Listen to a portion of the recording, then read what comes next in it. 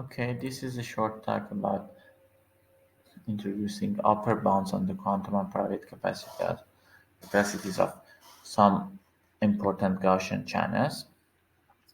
In fact, uh, finding quantum capacity of a general quantum channel is a hard question to answer.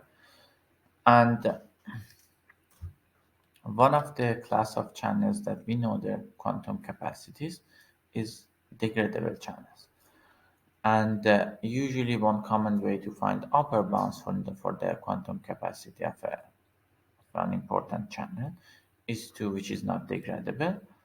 We find an extension of the original channel which is degradable, and by finding the quantum capacity of the um,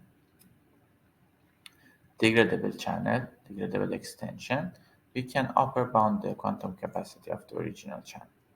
Here is the outline of my talk, and we did this work with Marco Fanizza and Vittorio Giovannetti, our professor, and it's going to appear on PRL soon. Here, R is the vector of quantum operators, position and momentum operators of n modes, and here M defined here is the first moment of the state rho, and V is the second moment, is the covariant matrix of state rho. And by knowing V and M, we can identify rho if rho is a Gaussian state. And Gaussian channels are those channels which map Gaussian states to Gaussian states. Therefore, by only know how they transform M and V of the input channel, input state, we can determine the whole channel. For example, these are two important quantum channels, thermal attenuator and thermal amplifier. And here you can see how they transform the first and second momentum also here. And in the bottom, you can see the Stannis-Spring representation. This is a beam splitter acting uh, between the input state rho and one leg of the purification of a thermal state with average n photons. Here is the output of the channel. This is, we call it the output of the environment. We call it the complementary channel.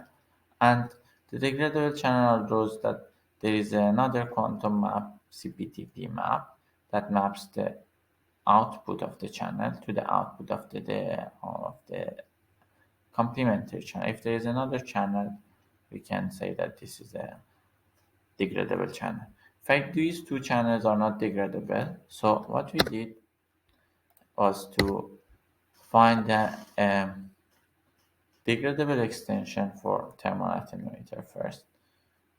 You see, if you ignore the last line, the last mode, you can see that this is the same thing before. So it's an extension of the previous channel, which is the thermal attenuator.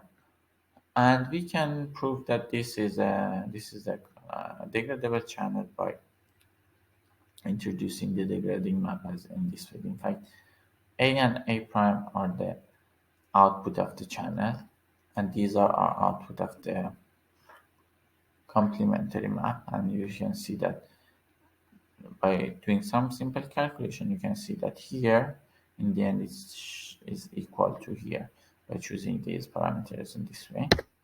And by this construction, we can find the quantum capacity of this channel. Therefore, we can upper bound the quantum capacity of the um, thermal attenuator. This is a ratio between Q and Q1 of the thermal attenuator, and you can see that R bound for this n, for small n's, is better at some parameter regime. These are the previous upper bounds found by Matteo Rosati, their colleagues, and this is by Pirandola and other people. And we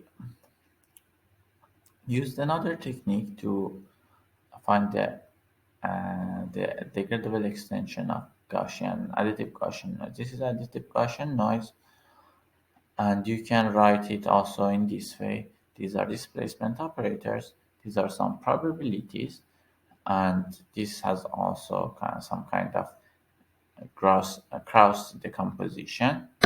And if you introduce these states, in fact, we call them flags, because if the cross dr act, we add the flag vr.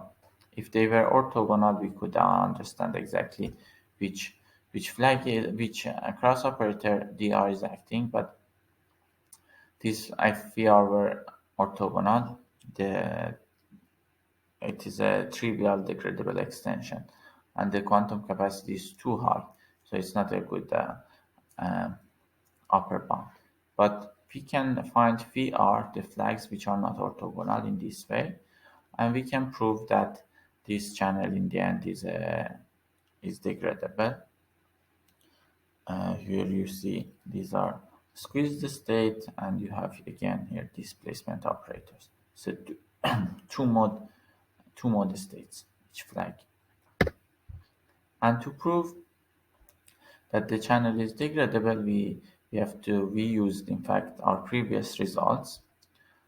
It's going to publish on Quantum, Journal of Quantum soon, that if you have a channel that can be written as a convex combination of other channels with some probabilities, in fact, this is what we had, convex combination of unitals and unital channel, unitary operations,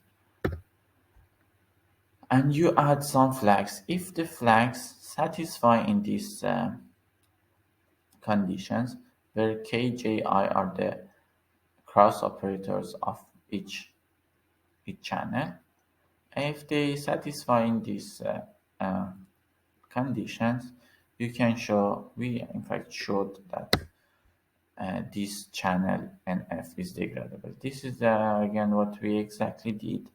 This is an example of the previous problem. Instead of sigma, you have an integral. So there are some mathematical details, but in the end, this is the same thing. And we found an upper bound. Again, we can find the quantum capacity of this big guy, this extension, because it's degradable. And then we can upper bound the quantum capacity of the additive noise. And this is the new upper bound. This is the lower bound. And this is the previous best upper bound by Pirandola. You see that for a small noises, 1 over beta, our upper bound is better than and previous upper bound.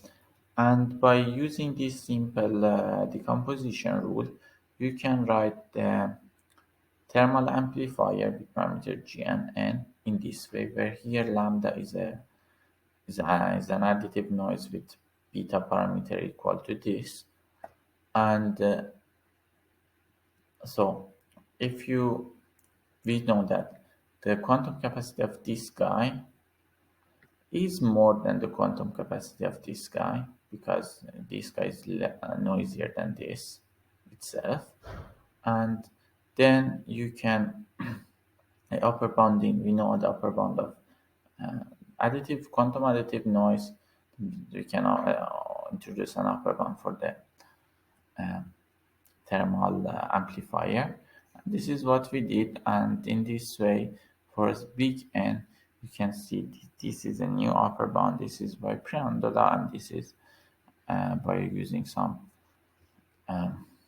other decomposition rule by No. And thank you. You can see the summary and open questions.